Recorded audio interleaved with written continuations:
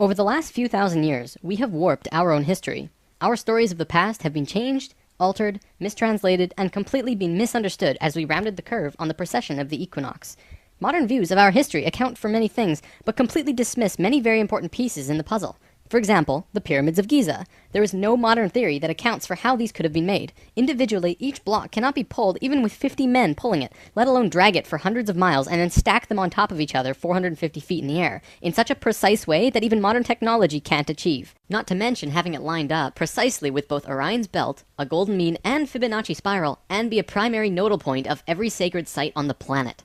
And that's just one example. Our history is not what we think. Many things that we've been led to believe to be true simply is not. This has got to be the biggest. The field of archaeology recently saw some monumental discoveries that are rocking the foundation of what we think we know about ourselves. Many ancient cities such as Babylon, Erech, and Akkad that were written about in the Bible and other ancient texts were always thought to be myths because no one could prove they existed. Then, one of them was found. This led to finding another, and then another. Inside one of these cities, archaeologists found thousands of cylindrical clay tablets hidden deep within the earth under this ancient city. The tablets were completely covered in text, written in cuneiform, and tell an ancient story that spans back over hundreds of thousands of years on this planet, describing the history of the earth and the origins of the human race in great detail. Now, the first thing we all want to do is just say that they were making things up. They didn't know the history of Earth, and they were simply creating tales to explain where they came from. However, if this was true, how can we explain how they knew so many things about the universe that would seem impossible to know? Not only did the Dogons know all about the distant planets in the solar system, but so did the Sumerians. They described them all in great detail in these Sumerian records. They also knew about the precession of the equinox. That's a tough one for a historian to understand, because it takes over 2,000 years of continuous observation to actually learn that the Earth has a wobble. The Sumerians had this information from day one of their civilization. A man named Zacharias Sitchin spent a long time transcribing these texts and had put them all together in his books, but many others have also done the same, and the interpretations are always very similar.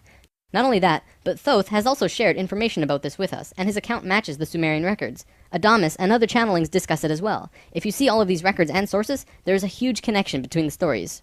Now, this story spans back hundreds of thousands of years into our past. It talks about Tiamat and Nibiru, the Nephilim, seeding the human race, Adam and Eve, and the children of Lemuria. This portion of the story is really interesting, but not the most crucial to know. We're not going to be covering this at this time. We are, however, going to be picking up the story at the end of Lemuria, and discussing the events of Atlantis up to present day. What I'm going to tell you is a mix of what these records say, along with what Thoth has told us for some finer details. Please have your own experience while watching this. I'm not going to tell you that this is fact. I am simply saying, decide for yourself.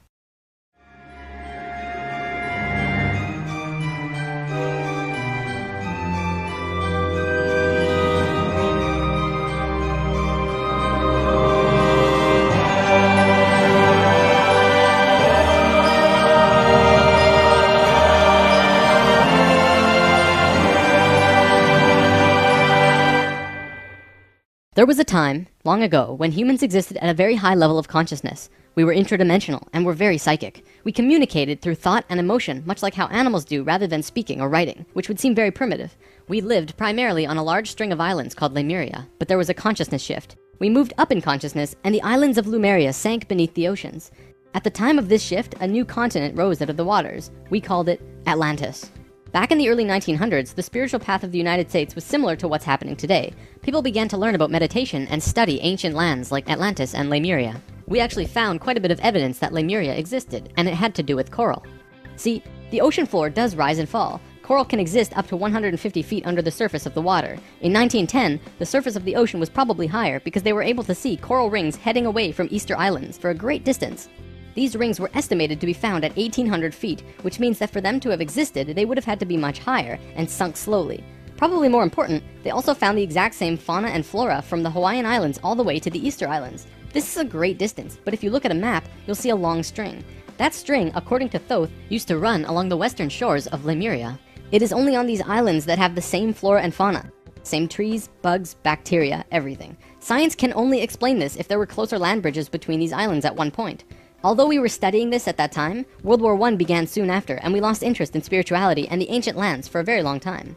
After the sinking of Lemuria and the rising of Atlantis, at first the human race became scattered. We moved to various islands and continents all over the world because we didn't have a home. Yet, we didn't know where to go. At that time, there were about 1,000 humans at a very high consciousness, more than all of the rest. They were called the Nakals. Today, we know them as ascended masters. The Nicals began preparing Atlantis to be our new home. They projected their energies across the surface of the continent in the form of the Tree of Life, not with 10 circles, but with 12, an extra on top on the island of Udal, and an extra on the bottom in the water. There were 10 components on the mainland, and even though it extended over hundreds of miles on the surface, it was projected to the accuracy of a single atom. We chose to move to Atlantis because of the Kundalini. In humans, the Kundalini is often referred to as the energy serpent that runs up and down your spine. When activated, it provides an immense amount of energy through all of the chakras. The Earth itself also has a Kundalini because the Earth is alive, like an organism, running from the center of the planet to a specific place on the surface. Wherever the Kundalini resides, the people there become the spiritual leaders of the world. The Earth chose Atlantis to be the new energetic center of the planet. After Atlantis, the Kundalini moved to the mountains of Tibet, which is why the Buddhists were the leaders in pure spirituality for the last 13,000 years. It was a very pure place. It moved again within the last 10 years, but that's a story for another time. If you want to read more, check out the book The Serpent of Light by Drunvalo Melchizedek. Suddenly, in a single day, the Nicals breathed life into the Tree of Life on the surface of Atlantis. This created vortexes of energy rotating out of each and every circle. Once the vortexes were established, the children of Lemuria began to be called forth. Millions upon millions of Lemurians who had settled all across the planet began to be pulled toward Atlantis. A great migration began. However, the Lemurian body of consciousness had only reached the age of 12 as a planetary consciousness. Because we were right-brained, we were a female species, like a 12-year-old girl. And some of our centers weren't working yet. They had worked with these energies, but only mastered 8 of the 10. Each migrating Lemurian was attracted to one of these 8 centers on Atlantis, depending on the nature of the individual. There, they settled and began to build cities. That left 2 vortexes with nobody using them, not a single person. These 2 vortexes were pulling life toward them, and in life, you can't have an empty place. Life will find a way to fill it. Similar to if you were driving along a freeway, following another car, and you drop too far behind, someone will fill the place. That's exactly what happened on Atlantis. Though the Lemurians had only filled 8 of the vortex areas, Mayan records state clearly that there were 10 cities in Atlantis when it fell. You can see these records in the Troano document, which is now located in the British Museum. This document is estimated to be 3,500 years old, and it describes in detail the sinking of Atlantis. To fill these 2 empty vortexes, according to Thoth, 2 extraterrestrial races stepped in. Not 1, but 2 completely different races. The first race were the Hebrews, coming from our future. Thoth says that they came from off-planet, but we don't know where exactly. The Hebrews were kind of like a kid who went through 5th grade and didn't make it, so they had to do that grade over again. They learned all the math, the left brain stuff, but they didn't get the right brain aspect of evolving consciousness, the doing. They didn't graduate to the next level of evolution, so they had to do it again. They knew a lot of things that we didn't know yet and brought many concepts and ideas to us that we weren't aware of yet. Now, if this is true, this would explain quite a few things about the Hebrew people in general. They seem to have many sacred geometries hidden within their culture. It also puts perspective on the story of Exodus. Perhaps Moses incarnated into that lifetime to free the Hebrews because they were not direct descendants of humans and were being treated unfairly. Or could it be that Moses was visited by an ascended master of the Hebrews who guided him to free their people? Given what we know about dimensions and consciousness, it definitely puts a fresh perspective on old stories that didn't make much sense. We could talk about this more, but let's continue for now. There were no problems caused by the Hebrews coming to Atlantis. They actually benefited our evolution. The other race that stepped in caused big problems. These beings came from the nearby planet of Mars. See, according to Thoth, Mars looked very much like Earth a little less than 1,000,000 years ago. It was beautiful. It had oceans and water and trees that were just fantastic.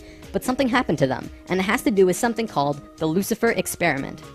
From the very beginning of creation, everything is simply an experiment. Creation itself was just consciousness creating and inhabiting itself in that creation. There is no divine plan. Spirit can do whatever it wants. Having said that, if Spirit decides to cut itself off from the rest of consciousness and create a separate reality on its own, it can do that too. This is called the Lucifer experiment.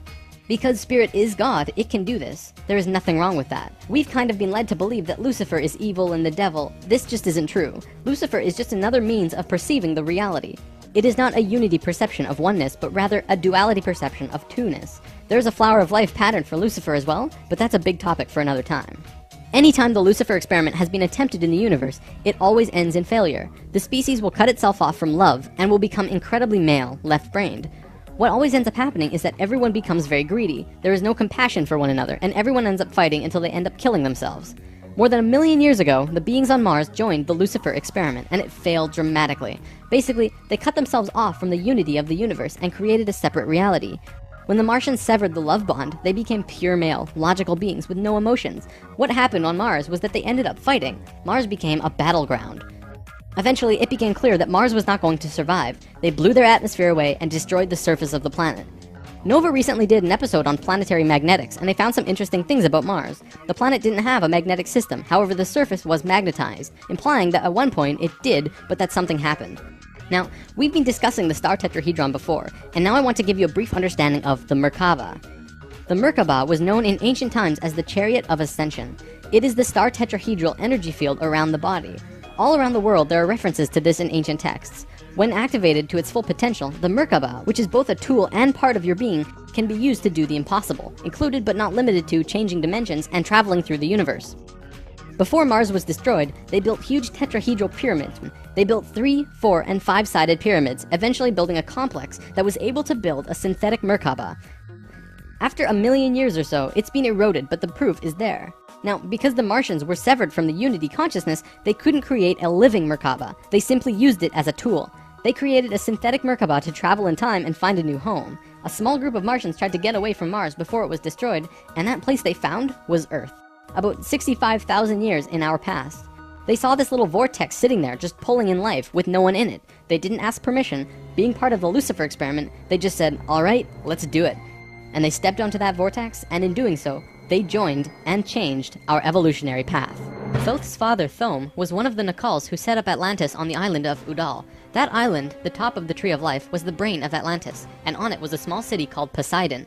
This city is what Plato was discussing when he said that Poseidon bore 10 children, the 10 circles on the Tree of Life. Poseidon was made of 3 rings painted in black, red, and white stones, and it was the symbol for Atlantis. The inner circle represented the Nakals, the middle circle were the priesthood, called the Maya, and the outer circle represented the regular people of Atlantis. We'll come back to this down the road.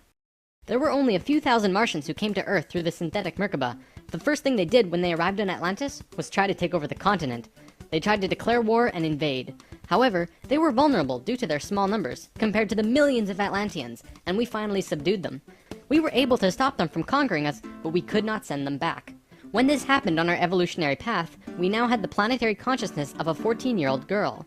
The Martians were an incredibly male species, and also very old, so what you had was a 14-year-old girl being taken over by a 60 or 70-year-old man. We had no choice in the matter. The Martians just stepped in and said, like it or not, we're here. They didn't care what we thought or felt about it. Really, it was no different from what the settlers of North America did to the Native Americans. Once the initial conflict was over, it was agreed that the Martians would try and understand this female thing they lacked. This emotional feeling, which they had none of at all. Things more or less settled for a while, but the Martians slowly began to implement their left-brain technologies, which the Atlanteans knew nothing about. One after the other, the Martians kept putting out these left-brain inventions, until the Atlanteans slowly began to see things through their left brain. We slowly began to become a male species. The Martians gained control, bit by bit, until eventually they had all of the power, as was their intention. The animosity between Atlanteans and the Martians never subsided, not even till the end of Atlantis. They hated each other. The Atlanteans were shoved down and treated like inferiors. It was like a marriage that the female component didn't like, but the male component didn't really care if she liked it or not. It remained this way for a very long time, until about 26,000 years ago, when the next phase slowly began. Before we continue, we have to talk about polar shifts. See, in the 1930s, Edgar Cayce was channeling information for a geologist when he stopped and he said, "There's something you should know. In the near future, the Earth's poles are going to shift." Cayce was a brilliant man with a very strong connection to higher dimensions, where he communicated with other beings for the human race. Ultimately, it was because of his channelings that the belief system called New Age was created. This is again just putting what he was doing into boxes of understanding, because no one else understood what he was doing at that time. Nevertheless, when Cayce talked, people listened. Geologists began exploring the possibility of a polar shift, and they found something remarkable. A string of major pieces of evidence came forth and lent tremendous weight to what Cayce was saying, and they have now changed the world's view on the subject. Scientists believed that if there was going to be a physical pole shift, there would also be a change in the magnetic poles. Through studying lava beds, geologists were able to see where the planetary magnetics were when the lava beds hardened at certain depths. They found that the earlier magnetic poles were not where they were now, but in Hawaii. The last shift that took place was 13,000 years ago, and we will get there in the story soon. They did another test and found that it had shifted again 26,000 years ago as well. Scientists also learned that polar shifts happen very quickly. In a single day, the magnetics would do a complete flip, or turn 90 degrees. There's that number again. And within 24 hours, the sun would be rising differently than it did the previous day. This shift has happened hundreds of times over the last 100 million years on Earth, but it's speeding up now and happening faster and faster. Now only 13,000 years between each shift. A whole new viewpoint is beginning to be understood. From space, would this not appear as a pulse? Now, there's a lot more to talk about with polar shifts, but I'm going to give you the basics. A scientist named Charles Hapgood was studying this at great detail because the leading theory behind what caused polar shifts was still underdeveloped at the time.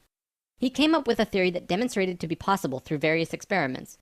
Through these experiments, they learned that the surface of the Earth, the crust, could slip over the main mass of the Earth, which continues its rotation as if nothing happened. The crust would rotate and spin out of control until eventually it settles again in a new location aligned with the new magnetics. During this time, there are massive earthquakes and tsunamis and devastations that rock the world. Doesn't that sound a bit like the destruction described in the Book of Revelations? Now, I don't want to freak anyone out. Besides Edgar Cayce's account, many other ancient prophecies, including Nostradamus and Mayan prophecies, have talked about polar shifts in one way or another. And modern science is becoming increasingly aware that there is going to be a polar shift in our near future, which is lining up with our consciousness shift, though they don't take that aspect into account. It's funny actually, a while back, NOVA did 2 reports on polar shifts, and both times NASA shut them down. Then recently, NOVA released a new video called Earth's Magnetic Storm. That video shows all of the evidence for pole shifts without actually using the words pole shift. It's almost as if a specific company doesn't want us knowing about this and the evidence that's been brought forth. Polar shifts are directly related to the magnetics of the planet as well. Planetary magnetics are supposed to look like this, but the reality is much different. Our magnetics have been weakening over the last 500 years or so, and today, they look a little more like this. It was the magnetics becoming more and more warped that's causing many of the problems we've seen in the last 20 years. Birds follow the magnetics of the planet to migrate, and they'd be ending up in places they shouldn't be. Whales were continually beaching themselves in the 90s because they followed these magnetics, which led them to land where there should have been water. As for humans, you know how on the night of the full moon there are more rapes, murders, and violent crimes than any other night of the lunar cycle? Well, the moon affects the magnetics of the Earth, slightly. But the magnetics are so warped right now, it's affecting how we think and act as a planet.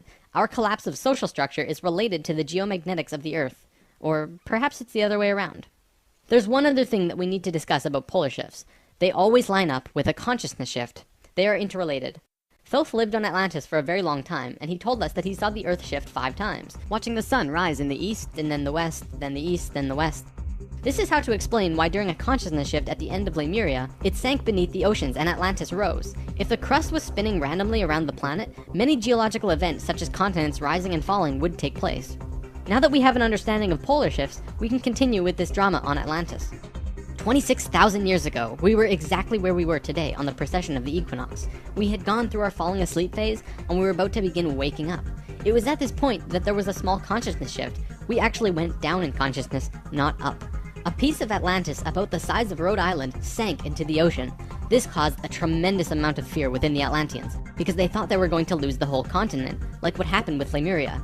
Because of the consciousness shift, one of the bigger things they lost was their connection to the future. They couldn't foresee big events such as the potential sinking of their home. After about 200 years, this fear began to subside. Now, in both the Bible and the Sumerian records, the accounts of Adam, Eve, and all of their children were recorded to have exceptionally long lifespans, like 900 years or so. So 200 years for us back then is like 20 years for us today. We'll explain how we got there soon. Things kinda settled for a while, and then between 13,000 and 16,000 years ago, a comet approached the Earth. Because we were living at a high consciousness across all dimensions, the Atlanteans became aware of it before it hit. A great conflict occurred in Atlantis. The Martians, who were in the minority even though they were in control, wanted to blow it out of the sky with their laser technology. However, the Nacals had learned of the comet's true nature, and the Atlanteans protested. They said that the comet was in divine order. They had to allow it to take place naturally. Let it hit the Earth. That's what's supposed to happen. The Martians fought the Atlanteans, but in the end they gave in. The Martians agreed to let it hit the Earth. When the time arrived, it came screaming into the atmosphere, plunging into the Atlantic Ocean just off to the western shores of Atlantis, near where Charleston, South Carolina is now, only that was at the bottom of the ocean at the time. The remnants of the comet are now scattered across 4 states, and science has definitely determined that it hit at least 12,000 years ago, if not more. They're still finding pieces today. Although the main portion struck near Charleston, a few fragments actually hit the main body of Atlantis, crashing into an area right where the Martians were living, killing a huge portion of their population. They were pissed. They said, "It's all over, we're divorcing you, and we're gonna do whatever we want. You can do what you want, but we will never listen to you again." We know this whole bit. We've seen it in divorced families throughout the world. And the children? Well, look at our modern world today. We are the children. You can guess what the Martians did next. Their primary interface with the reality was control, and when their anger rose to meet their desire for control, they decided to take over the Earth. They began to once again create a complex like the one they built on Mars long ago to try and create another synthetic Merkaba. If they had succeeded, they would have gained control over everything on the planet. The only thing was, around 50,000 Earth years had passed since they had built a Merkaba, and they didn't quite remember how to do it. But they thought they did. The Martians built the buildings in Atlantis. They set up the whole experiment, threw the switch, and lost control. The destruction was immense. In this reality, you can hardly make a greater error than to create an out-of-control Merkaba. The experiment began to rip open the dimensional levels, not the higher ones, but the lower ones. To give an analogy, if you took a knife and slit open your stomach, the stomach acids would seep into other parts of the body that it's not supposed to be in. That's like ripping open the dimensions. The Martians almost destroyed the Earth. The environmental disaster we are experiencing today is nothing in comparison, though today's disasters are a direct result of these events. Because of this tear in the dimensional levels, a huge number of lower dimensional spirits and beings were thrown out of their comfort zone and into these higher levels. They were forced into a world that they did not know or understand. To survive, they needed bodies and began automatically entering into the bodies of people. For every human body, there were hundreds of lower dimensional spirits inhabiting them. These beings were Earthlings like us, but very different, not coming from this dimension. It was a catastrophe, probably the biggest the Earth has ever seen. The reason the Nacals were special wasn't just because of their incredibly high consciousness, making them like guides of Atlantis. They also had achieved what today we call immortality. Let's just say they figured out a way to keep their body healthy and young for as long as they chose, and could choose to pass on whenever they desired it. When reincarnating, they do not suffer the great memory loss that we do when we incarnate. They did it through their expanded consciousness and tantric interdimensional sex meditations. This is how Thoth was a priest king of Atlantis for thousands of years and stayed on Earth until 15 years ago when he gave all of his memories and understanding about sacred geometry to a man named Drunvalo Melchizedek. The Merkaba is formed out of 3 star tetrahedrons overlaid on top of each other. 2 of them are counter-rotating and the third is stationary. When the Merkaba is formed with the unity consciousness, it is formed internally with love. When it is formed externally through the Lucifer experiment, it does not have that love and can become unstable very quickly. The Martians' attempt at controlling the world took place on one of the small islands in the west of Atlantis. This place today is known as the Bermuda Triangle. It's a triangle because the top of the stationary tetrahedron of the Merkaba is actually sticking out of the water there, which causes a huge electromagnetic imbalance in that area. Many planes and boats have reported to have gone missing there. They just vanished without a trace. The imbalance is multidimensional, and in many cases, these ships and planes have been sucked into different dimensions, never to be seen again. That Merkaba is still there on the seafloor today, but from what I know, it's going to be corrected soon. The Nacals did their best to save Atlantis. They sent most of the lower dimensional beings back, at least as many as they could, and sealed up the dimensional tear. Despite this, the situation got really bad, really fast. All of the economic systems collapsed. Financial, social, and all concepts of how life ought to be completely broke down. Everyone on Atlantis began getting sick with weird diseases, and the entire continent went into a state of survival. Life was no longer about living. It became about surviving until tomorrow. It was a literal hell on Earth. The Nacals had no idea what to do. They were children compared to the events that had been thrust upon them. So they prayed. They prayed to the highest levels of conscious life in the universe, asking for help from anyone who could hear them. The problem was reviewed on many high levels of life, who I am drawing as the Justice League because the 11th and 12th dimensions are completely incomprehensible to us in our current state. What they told us was this: we were going to fall. We were going to hit rock bottom, level 1, the lowest place we possibly could be in the universe and still survive. Also, we were changing polarity. We were no longer a female species, so we were starting from square one as a male species. And finally, and this was the shocker, we would only have 13,000 years to return to Christ consciousness. Normally, it takes hundreds of thousands of years for a species to get to Christ consciousness. We had to do it in a fraction of the time. If we didn't, we would not survive. This has never happened before in the universe, ever. Thoth, who was the priest king of Atlantis at the time, learned that they would have to perform this experiment on themselves. They received instructions from the highest levels of life and they went on their way. Thoth proceeded with a being named Ra and Aragat, who were previous kings of Atlantis, and began the experiment. To understand what they did, we have to talk about consciousness grids. A planetary grid is an etheric crystalline structure that envelops the planet and holds the consciousness of any one species of life. This grid does have an electromagnetic component associated with the 3rd dimension, but it also has a component for every dimension as well. These grids are geometric, of course, and science will eventually discover that there is a grid for every species in the world. Each of these grids have their own geometry and are unique. There's not another one like it, just as the species itself are unique. These grids give off light as well, and from space they can be seen as the source of the bluish glow around the Earth. What Thoth and friends had to do was create a synthetic Christ consciousness grid, allowing humans to ascend to Christ consciousness in a very short time. But first, let's talk about the science behind the grid. Perhaps you've heard of the 100th monkey experiment. Over a span of 30 years, scientists were researching a species of monkey called Macaca fuscata on an island in Japan. They were providing the monkeys with sweet potatoes by dropping them in the sand. The monkeys liked sweet potatoes, but they didn't like the sand and dirt so much. A few monkey children figured out that they could wash their sweet potatoes, and some of them taught the technique to their parents. Only a few of the adult monkeys did this though. This went on for some time until one day the monkeys who actually knew the technique hit critical mass. And bingo, the technique started spreading faster than it did before. Monkeys started learning it really easily across all of the Japanese islands nearby as well as on the mainland. They knew that there had to be something that wasn't yet understood about how a species is connected to itself. So what did we do? We tried it on humans. Our research team made a picture out of human faces. About 100 faces hidden within a single picture, but at first glance, you could only see about 6 or 7. They did several surveys with a few hundred people in Australia and said, alright, find the faces. Most people could only pick out 6, 7, 8, 9 or so, not many more. After that, the research team went to Britain and aired the picture on a closed cable BBC special that was shown only in England. They showed where all of the faces were, every last one. Half of the research team, which stayed in Australia, did the experiment again with new subjects. And lo and behold, people were just naturally able to see more faces. After this experiment, they knew that something definitely connects us all, and the field of noetics is learning more about it daily. It's mass consciousness.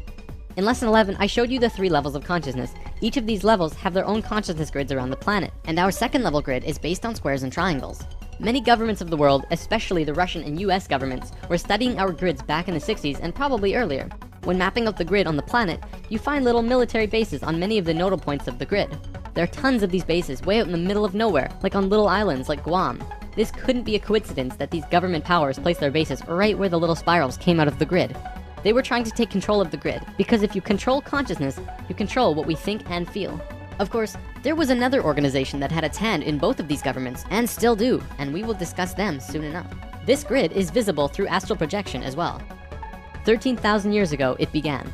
Thoth, Ra, and Aragat were to create a global complex that was able to build a synthetic Christ consciousness grid over a 13,000 year time period.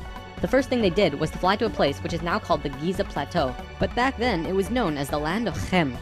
It was also a rainforest back then as well, not desert like it is today. First, they created a grid around the planet 4th dimensionally, and then began to construct it in the physical 3rd dimension. They went to the male energetic axis of the Earth and constructed a complex which today is called the Solar Cross. These men were 6th dimensional beings at that time and were living at a very high level of consciousness, so whatever they thought happened instantly. It was that simple. According to Thoth, he built the Great Pyramid, not the Egyptian king Cheops. Thoth says that it was built 200 years prior to the pole shift and built very quickly. These pyramids were aligned precisely with both Fibonacci and golden mean spirals emanating from out of the solar cross. Interestingly enough, Edgar Cayce also channeled that the pyramids were constructed in this time. The pyramids were also found to be built from the top down. The stones on top were placed first, which has baffled researchers ever since. Every time more is learned about the pyramids, we move further into dark on understanding how they were formed. If what Thoth says is true, well, that explains everything. From there, Thoth and friends constructed an entire network of temples and structures along this grid 4th dimensionally, placing them on nodes on the new synthetic Christ consciousness grid they were creating. All of them were made with Fibonacci or golden mean spirals, and all of them were mathematically referred back to the solar cross in Egypt through the Great Pyramid. The creation of all of the sacred sites on the planet were no accident. It was a single consciousness that created them all, from Machu Picchu to Stonehenge to Zaghuan, you name it. There are a few exceptions, but most were created by a single awareness as part of a unity consciousness grid. Although the Great Pyramid was done all at once, many of these ancient structures of the world were made 4th dimensionally and slowly dropped in frequency until they manifested on the 3rd dimension over a long period of time. Richard Hoagland's research brings this forward, but he wasn't the first either. They showed how one sacred site is extrapolated from another to another to another. A hot topic of discussion right now are ley lines. These are simply geometric relations between sacred sites. Archaeologists are now finding these huge connections between major spiritual sites in the globe, and now we know why they're connected. These sites had to be built physically so that the Christ consciousness grid could manifest. In a way, think of the physical sites as the wiring of a giant wireless electrical system, and then it needs about 13,000 years of continuous energy flow for it to actually turn on. And just so that you're not left in suspense, yes, the grid was completed. It came to life and is now active, though not really used. Congratulations, Earth! We actually survived. Not only has Thoth told us this in person, but he's also written it down in the Emerald Tablets. These tablets were left in the Great Pyramid thousands of years ago. There are 12 tablets in total, formed from a substance created through alchemical transmutation. They are imperishable, resistant to all elements and corrosion. Their atomic structure is fixed in place, and no change can ever take place. In that respect, they violate the material laws of ionization. These tablets share a great wisdom, and you can read them at over 100 different levels of consciousness, and you will always understand them differently. If you're interested in this stuff, you should definitely consider reading them.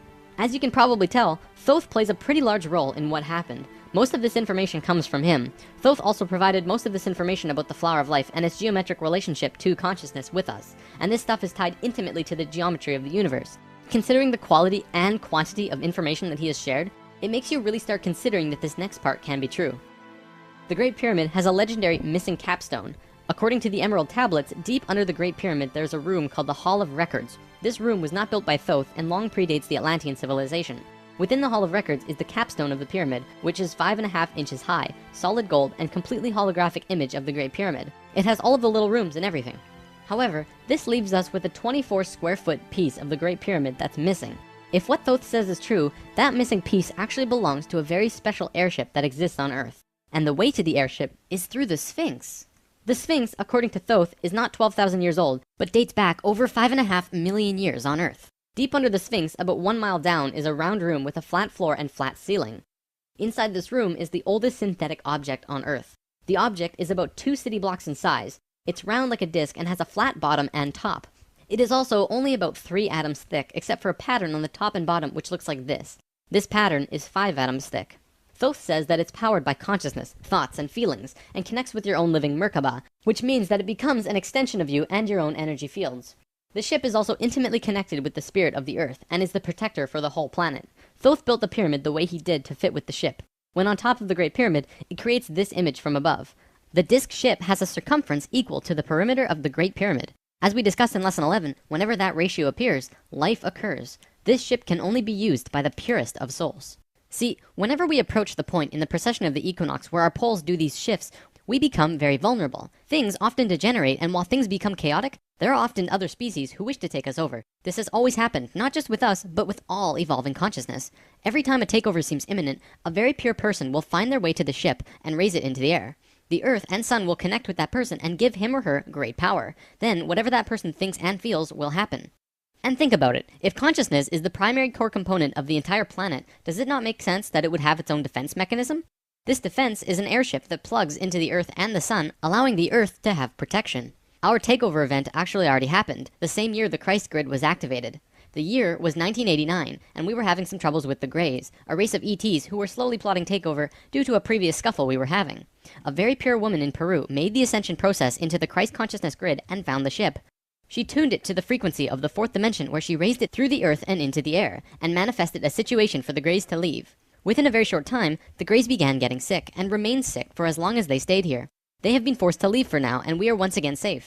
The ship is a warship in that whatever race is trying to take over, the person will just think them away, think up a situation, and force them to leave. Returning to the events on Atlantis, after completing the complex in Egypt, Thoth and pals returned to Atlantis, where they waited for about 200 years until that critical point on the precession of the equinox where the poles would shift. They knew that Atlantis would sink, and they would be ready. Previously on Thoth and Pals! Thoth, the poles are shifting. Oh, the pole shift? Yeah, whoa, what's wrong with your eyes? I don't know. When Thoth first saw signs of the polar shift, they returned to the land of Chem and raised the warship into the sky. They went to Atlantis and picked up the Nacals. The Nacals weren't just passengers though, and each and every being was working in unity to create a very powerful Merkaba around themselves and the ship. They returned to the Great Pyramid and landed the ship on top, forming the phi ratio with the pyramid. And then, it happened. The poles began to shift, and human consciousness began to plummet. Simultaneously, the electromagnetic and magnetic fields of the Earth collapsed, and all life on the planet went into the Great Void, the 3.5 days of absolute blackness described by many ancient cultures in the world. The Emerald Tablets say that whenever we go through a polar shift, we go through a void space as we change our frequencies for about 3.5 days. This is also in the Troano document, depicted by 3.5 stones painted black. This refers to a time when we go through what science calls the electromagnetic null zone. During the pole shift, a phenomenon takes place where everything just seems to disappear for a certain time. Usually it's between 2 to 4 days, and the last time it was 3.5 days. Here's where it gets interesting. What happens to us does not usually happen to a normal species, because most advanced species will have their Merkabas handy at the time of the shift. We didn't, due to our little crisis, and we got sucked into the void space without protection. This resulted in us losing our memories. Science realizes that all of our memories are connected through cells in our brains as well as fields around our heads. What is not entirely understood by science yet, at least not directly, is the connection our memories have with the planet itself. We've discussed this before. The magnetics of the Earth affect how we think and act. The Merkaba is an electromagnetic field that you create around your body that can serve as protection from void as you're consciously going through it. What happened to us when we didn't have that protection? It was a clean wipe. When we existed on Atlantis, we were living at a very high level of consciousness in a higher dimension. We had extremely advanced and sophisticated bodies and minds, and were capable of practically anything, living in a dimension where molecules were spaced so far apart that consciousness could interact with them without physically moving. It's hard to explain because you can literally shape your environment immediately through your consciousness in these higher frequencies. In that sense, we were creators, knowing and understanding oneness, beings of love. But then we fell. We dropped back down to this place called the third dimension. We also fell in consciousness back to zero. We forgot how to use the pineal gland, and it slowly shrunk to the size it is now, like a raisin, where it's supposed to be eyeball size. When this happened, we forgot how to breathe source energy into our bodies, and our lifespans went kaput. Eventually, we went from 900 years to what it is today. We had not experienced this dense reality that we had before, at least for a very long time. We were kind of like a supercomputer that gets completely wiped. No operating system or anything. We had these advanced physical bodies, but we didn't know how to use them. This is why today we are so physically advanced compared to pretty much all the other animals in this third dimension. For a time, the survivors of the Atlantean fall, and there were a few, were literally hairy barbarians. We even had to rediscover fire. The reason we're having such a hard time finding evidence of Atlantis is because for the most part, the events of Atlantis took place on a much higher dimension than our physical Earth exists on right now. Everything I've drawn of Atlantis can't be taken as that's what it looked like, because it didn't. This landmass did physically exist, but the Atlanteans were not inhabiting that dimension of its existence. If the warship hadn't been protected by the Merkaba, the Nacals would have lost their memories. They retained their memories when the Earth came out of the void and began their work once more. Thoth and 1/3 of the Nacals went to the Island of the Sun in Bolivia. Aragot and 1/3 went to Tibet, and Ra and the remaining third went to Egypt, where they waited. Now, we're going to begin bridging the gaps between this story and our current history. In between the fall of Atlantis and the dawn of our first civilizations, who were the Egyptians and the Sumerians, there was a 6,500-year gap between them. What was happening to us in that time? We have to look at this precession chart again. This is where we fell in consciousness, point C, and this was our falling asleep phase too. Thoth, Ra, and the Ascended Masters were waiting until point D. They had to wait for humans to just evolve themselves over a 6,500-year time period until they were advanced enough to actually receive this new information that they were going to provide. Sometime in here was when the flood of Noah occurred.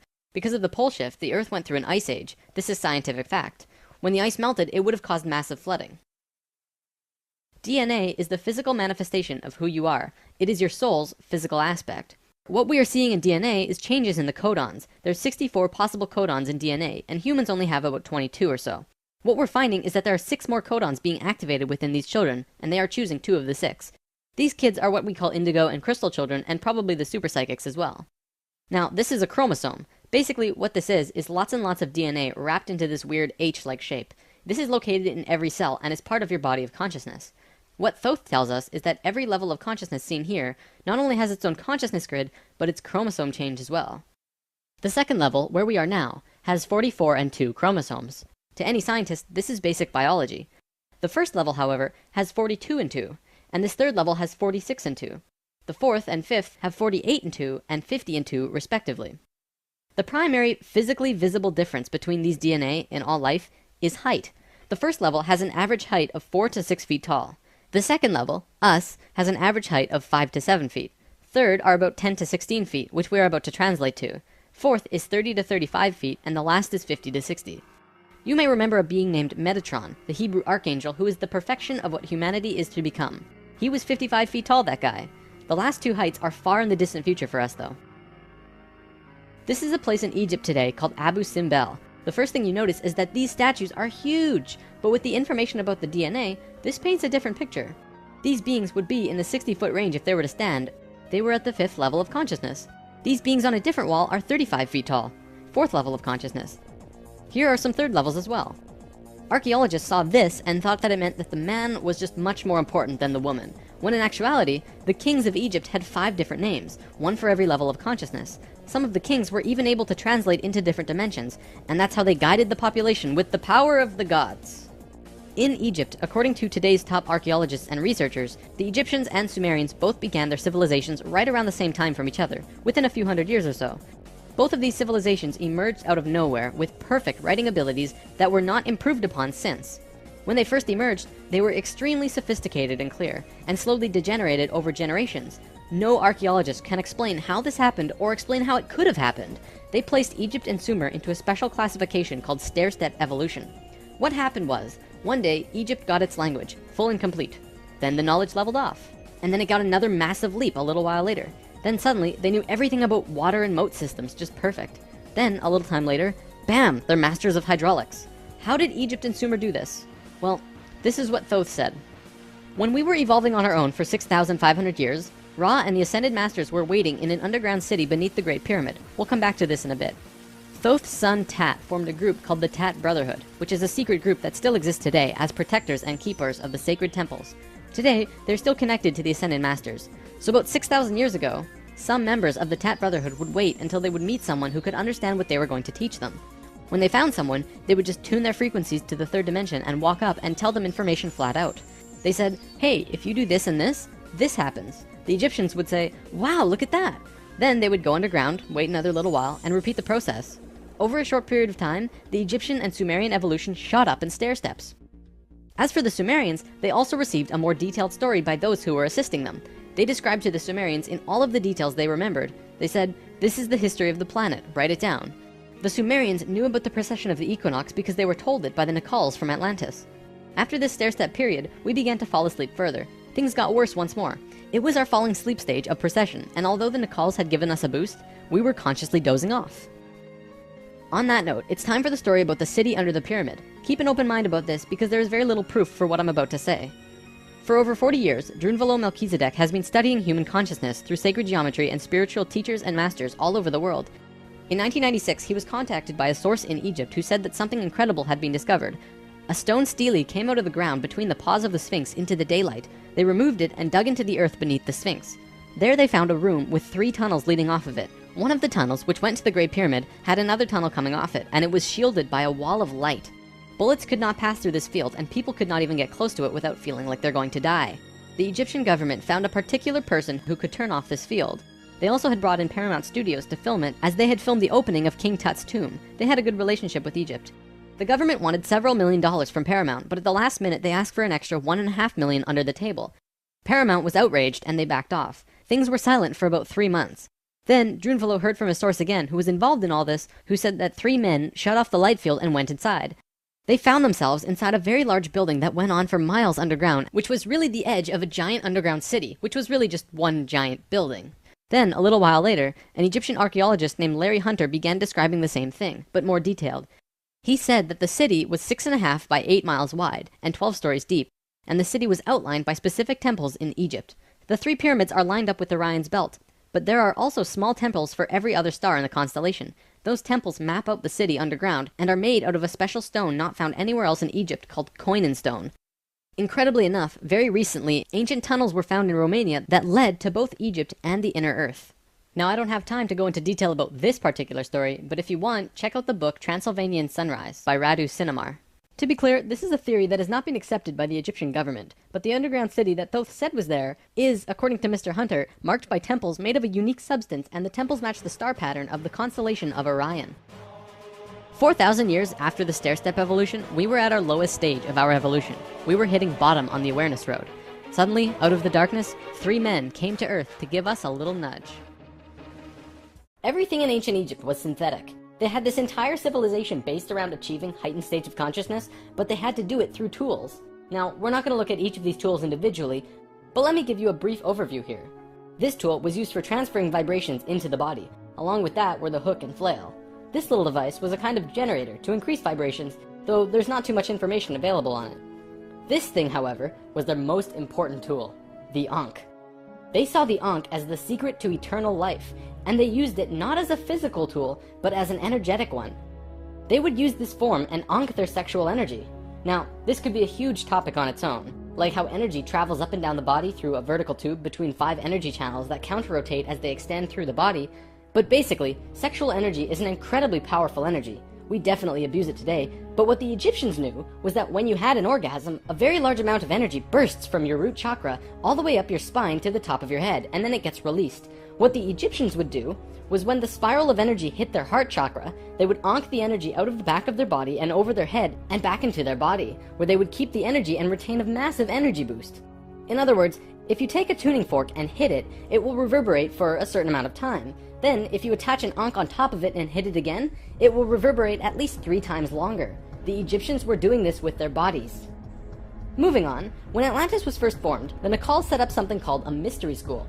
This is a special type of school where you learn about consciousness, and you learn different aspects of expanding your own consciousness, and eventually getting to a place where you become immortal.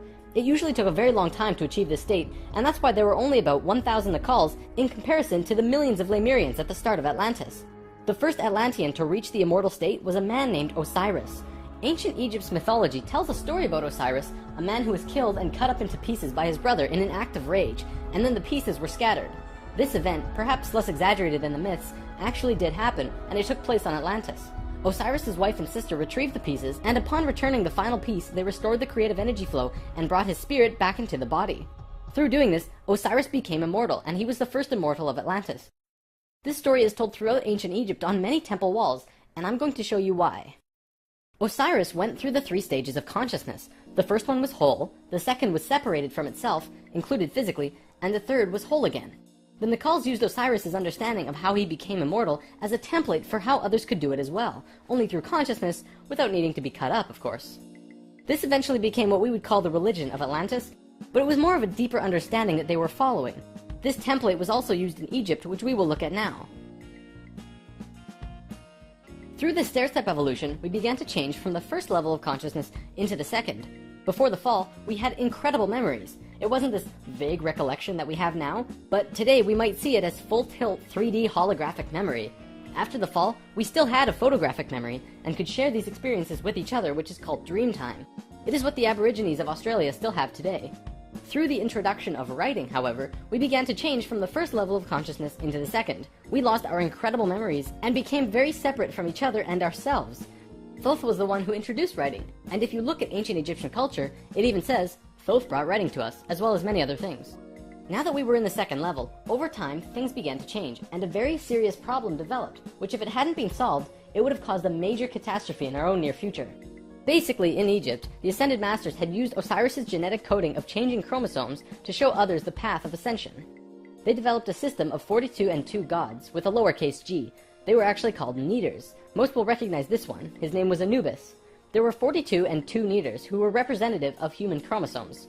Each one of them showed a specific pathway of life or human experience, and people would follow these understandings to learn more about their life or their own reality.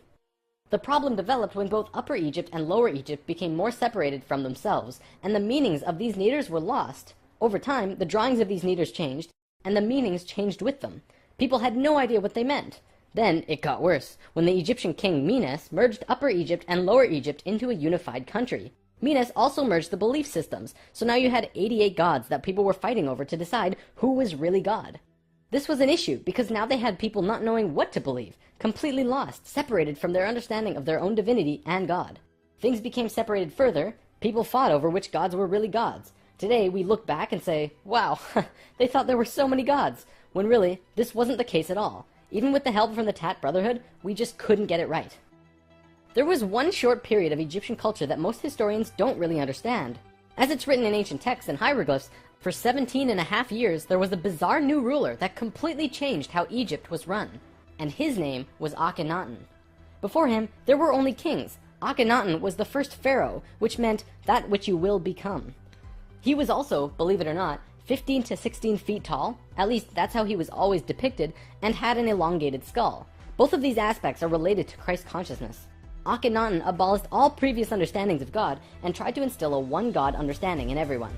After 17 years, the majority of Egyptians revolted and Akhenaten was killed, soon to be replaced by someone else, returning to the old system. What actually happened? To correct the problem, Thoth got the help from Ai and Tia, who were the first immortals from Lemuria, and got them to mate interdimensionally to conceive a Christ consciousness being.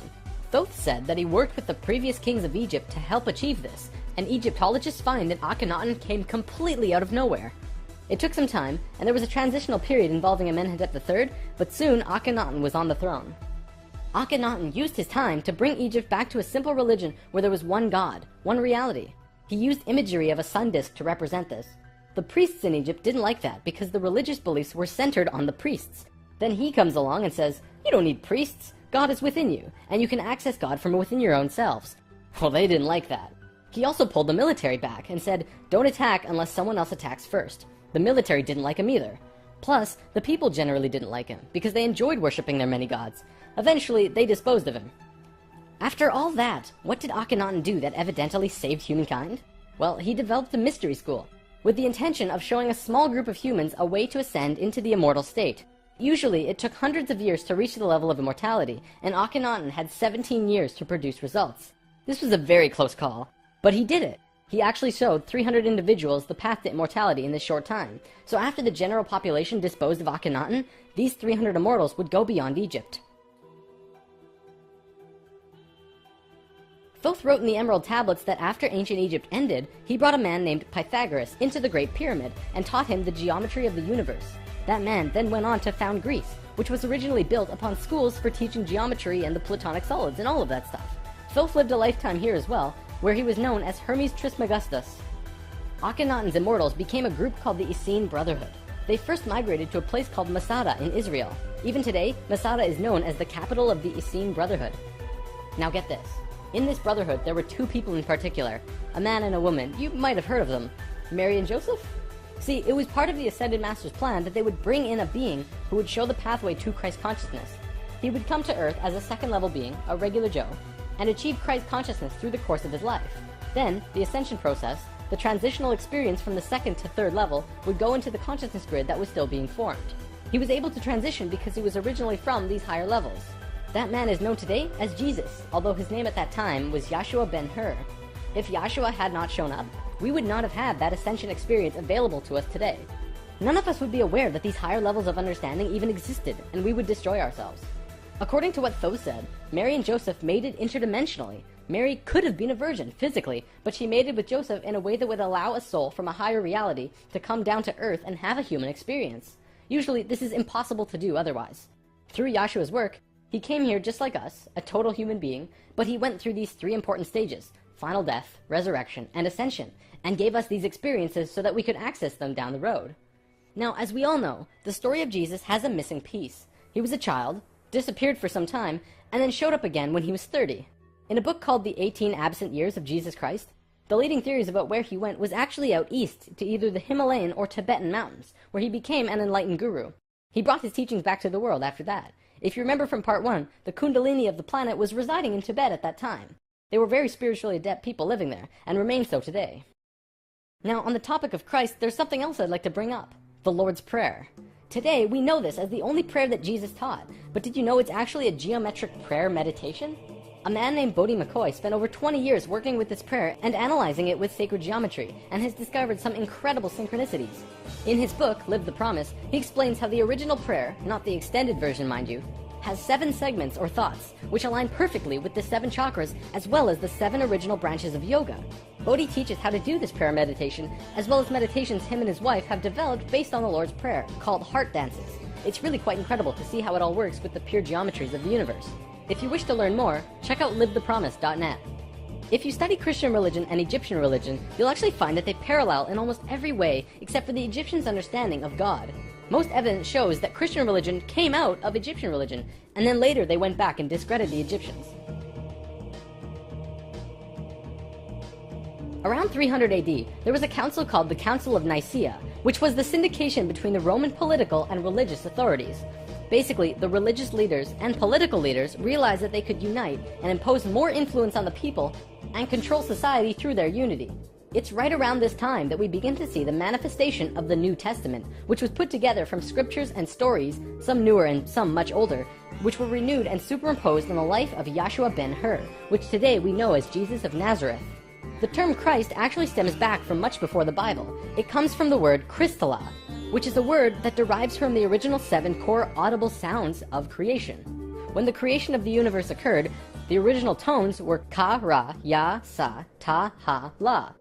Christla actually was broken down on earth into 2 words, Christ, which soon became Christ, and Hla, which became Allah, which were broken down and changed through oral tradition. The symbol for Atlantis was 3 rings inside of the other. The inside were the Nacals, the middle ring were called Maya, and the outer ring were the Atlanteans. The Maya's job was communicating the messages from the inner circle out to the regular people of Atlantis. When Atlantis sank, the Maya took their knowledge, a crystal skull with memories of Atlantis, and their calendar, and went out to what today is called the Yucatan Peninsula, birthplace of the Mayan civilization. Their calendar is the most advanced, detailed calendar on the planet, and it has its roots in Atlantis. Over the last few hundred years, a group of people have slowly monopolized the entire world into what it is now. Today, there are 13 families that are among the richest families in the world. They have their hands in next to every organization and government and control over 95% of the money. They control our modern world from the very tippy top. Today, we like to call them the Illuminati, except that's not really who they are. The word Illuminati means enlightened ones, which was established long ago as a secret society that was focused around expanding knowledge through scientific and spiritual understandings. Secret societies were not originally bad, but rather consisted of those who just kind of got it. They understood information that the average person at that time would not accept and demonize. These societies had to be kept a secret because of the control that the church had and refuted against what they wanted to explore. This is where Freemasonry originally comes from. If you do the research on the time periods, what probably happened was that the church, who had the majority of the control at the time, probably infiltrated some of these organizations to make sure that they were not creating plans to expose information and destroy the world order that they had created. This led to the church exposing some of the societies as devil worship and blasphemous, and fear of these groups rose. Over time, many secret societies branched off by those who were corrupt or previously infiltrated by the church, and gained more control through the church and large organizations that were being established. Today, there exist 13 families around the world who pretty much own the world, with over 95% of the money and a lust for greed, power, and control. More and more information has become present lately that many of these families may have DNA that is different than the rest of the human population. It is speculated that they share DNA that was passed down from the Martian race or other species races. They contain no love or emotion and are completely power-driven. This brings us to the end of the human history story for spirit science, but of course, it's not really the end. For one, we've only really scratched the surface of discussing many of these topics. Secret societies, for example, would take another 2 or 3 lessons to really get into. Plus, the human history story won't end because we're still living it, and what happens next is ultimately up to you. This story, while seemingly unbelievable and at times outrageous, does explain a lot. Think about it. We've covered the Bermuda Triangle, the face on Mars, Jesus, what the Egyptians were doing, the rise of Greece, pretty much most modern religions, the reason we popped up out of nowhere 6,500 years ago, the stair-step evolution of those cultures, and the story of Atlantis, which has been elusive to us at the best of times. It also explains the Great Pyramids and their connection to all of the sacred sites on the planet, the Sumerian tablets, the Emerald tablets, Lucifer, and as for the Hebrews, if you read their Talmud, it actually seems to suggest that they're not from here. I'm not going to tell you to believe it, but it definitely puts some perspective on many questions and aspects about the world which we generally just don't have conclusive answers to. Take it with a grain of salt, though. After all, it is just a theory.